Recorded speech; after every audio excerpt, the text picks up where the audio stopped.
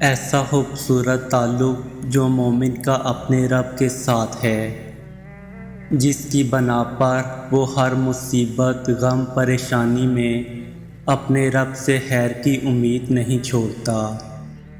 جس کی بدولت اس کی پریشانی اپنی اصلی شکل سے بہت چھوٹی اور تھوڑی رہ جاتی ہے۔ اور کیوں نہ ہو کوئی ذات اتنی با اختیار اور پاورفل ہو سکتی ہے جتنا رب العزت ہے،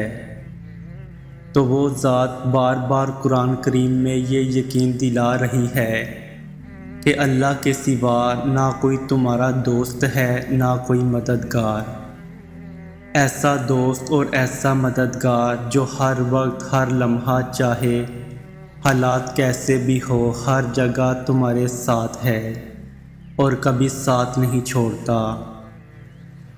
نیک تو نیک اگر انسان گناہگار ہو پھر بھی مدد کے لیے تیار ہے،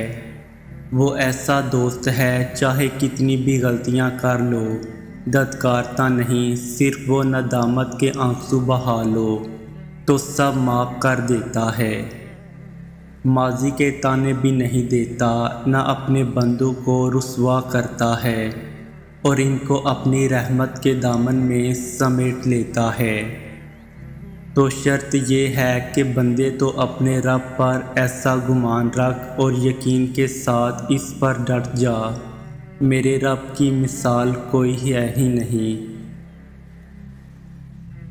اللہ نے تمہیں پریشان دیکھا ہے، اللہ نے تمہیں خاموشی سے بکھرتے دیکھا ہے،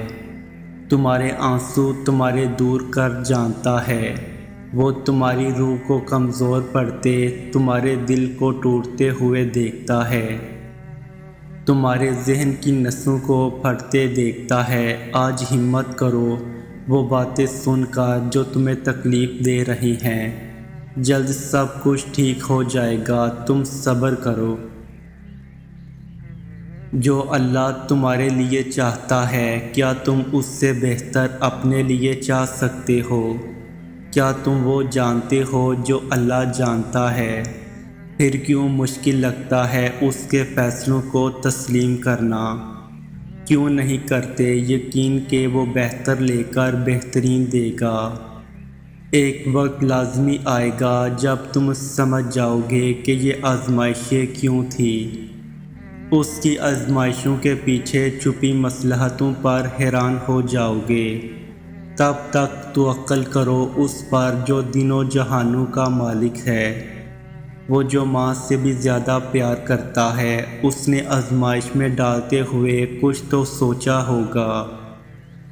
اور جان رکھو کہ تمہاری زندگی میں کچھ بھی اللہ پاک کی مرضی کے بغیر نہیں ہوتا، تمہاری آزمائشیں اللہ پاک کی رضا نہیں تو اور کیا ہیں، تو اس کی رضا کے آگے سر جھکا دو، صبر کر لو یہ سوچ کر کہ جو ہو رہا ہے اس میں بہتری ہے، اور صبر کرنے والوں کو وہ بہت